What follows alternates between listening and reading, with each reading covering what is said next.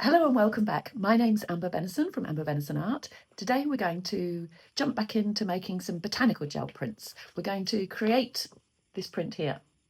Now the idea for this print actually came from one of my gel printing Facebook groups, and a lady posted the question. She had a similar sort of picture and was wondering how it was created.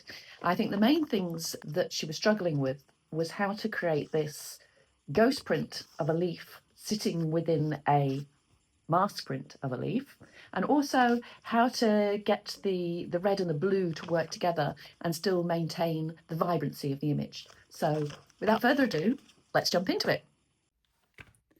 Right, I'm going to tell you that this is my third time filming this. The first time I didn't quite get the composition I wanted, and the second time I got exactly what I wanted, but I forgot to switch the camera on.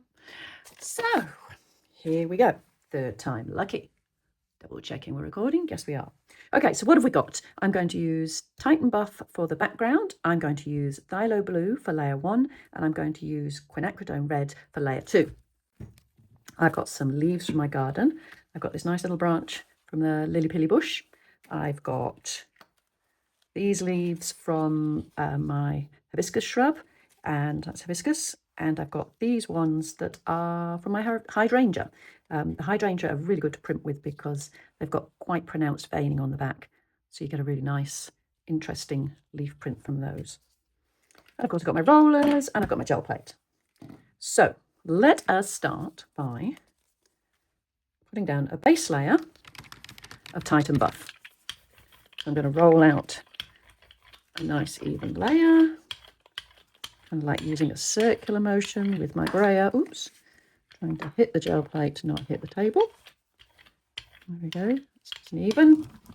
Now I don't know if my plate's entirely clean, but it doesn't really matter for this print. If we pick up some other stuff, that'll just add extra interest. So to pour this print, I'm just using bog standard copier paper. You know, the kind of thing you put in your printer to print out documents. I find it's really good on the gel plate for learning with. It's cheap, it's robust, it tends to pick up a good amount of detail. So I wholly recommend it when you want to practice a new technique or when you're just getting to grips with your gel plate. It's a great paper to use. However, I like to do collage work, and it's not the best paper for collaging with. It doesn't rip as nicely as some other papers. It doesn't glue down as flat. You can get some wrinkling, and there's no transparency to it if you want to have transparent effects.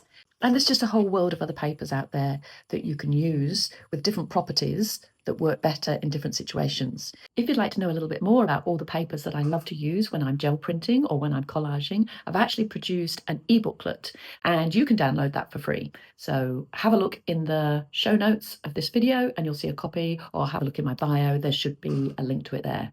All right, let's get back on with the printing. So I press that in to that layer of Titan Buff. It's just one single layer, so no need to wait ages for it to dry or dry it with a hairdryer.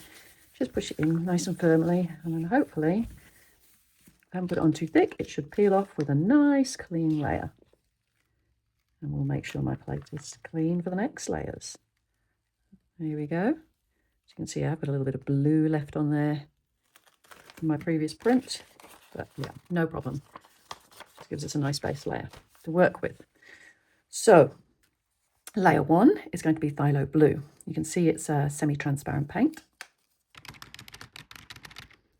So as is this one. So when I put this paint on top of that paint, we should still see the interesting leaf patterns beneath it because it's not opaque. If you put something opaque over the top, it would blot it all out. So going down with a layer of Phthylo Blue. Now you don't want it too thick, otherwise you'll end up with a smudgy leaf print. And you don't want it too thin, otherwise it'll dry before we've done everything that we want to do. So a bit of practice to find out the right thickness of paint. So that's my 2 hydrangea leaf prints. And I'm going to cover this one up with a hibiscus leaf. And then, just for a bit of fun, a bit more interest, I'm going to add another leaf up there and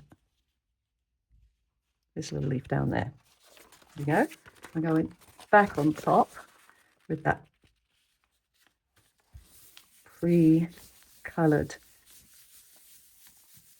Titan Buff base coat, and then press it carefully all around the leaves. So you're doing two things here. You're pressing the leaf into the plate to transfer the veining pattern that's on the back of the leaf. And yeah, notice that I put the leaves backside down because that's where all the patterning is. So that's what we want to hopefully pick up in the acrylic paint. Pay a bit of attention around where the stalks are. Collects the paint around the stalks. So next thing, let's peel this up a little bit, not all the way.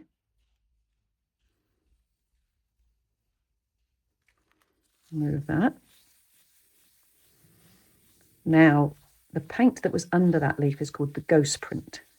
So I'm now trying to put the ghost print in the gap that was left. So what I mean by the gap that was left, if we peel up this side,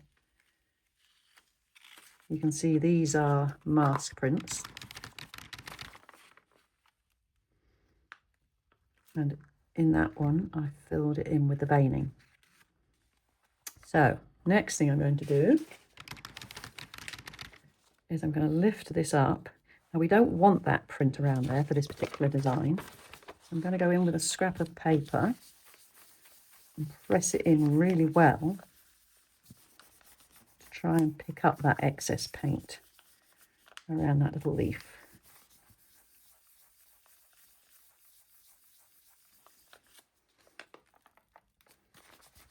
Now I do find that they pick up better on a pre-painted sheet as opposed to just using a piece of copy paper without any paint on. I don't know why, they just seem to stick better. So that's taken off that bit of the print that we didn't need. Now, take these off. We'll find there's some leaf prints, ghost prints hiding in there. And if we put this bit back down,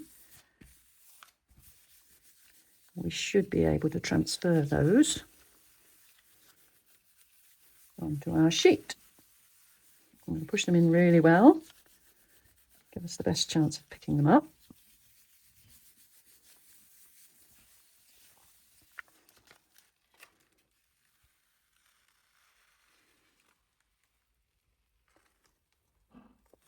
So there we go, that's our first layer. And so we've got this kind of slightly funky mask print combined with some full leaf prints. Now the next thing to add a bit of extra interest in it is I want to put a silhouette of the Lily Pilly, and I think I'd like it to sit, I don't know, maybe somewhere like that. So I want it just off centre and to the right hand side. So obviously things happen in reverse on the gel plate. So if we turn that off, it's going to be just off centre to the left hand side. So that's where I want to put my red paint, and in a panel just there. So I'm going in with the Quinacridone Red. Make sure this is dry enough because I don't want to contaminate it with blue to keep it nice bright red. I'm going to paint this up to the centre. And the edges will just sort of be a bit blended in by the roller. Let's put this on top there. And then, taking too much time because we don't want that to dry, lining that up best we can. Let's see if we can get a silhouette of the Lily Pilly on top of the other print. So again, I'm going to pay particular attention to the stalk, because often the paint hides in between where the leaves connect onto the stalk. I want to get as much definition as I can. And I'll find these leaves and I'm going to press around the outside of each of these leaves to try and get a good outline.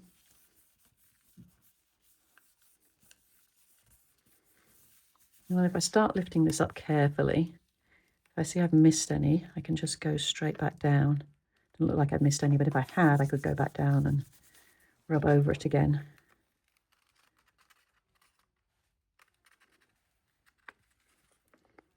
That seems to be maybe a little bit there. Missed. Well, it does work doing this. Going back down and reburnishing it with your fingers. you will pick up, often you will pick up that extra paint, let's say. And so there we go. That's what we ended up with. And then, you know, you might want to pick how you frame it. So perhaps it would look good in a frame like that. Actually, that's quite, yeah, that's quite good sizing just like that. Or maybe you'd use this cross frame technique. Put one there and then decide where that one wants to go.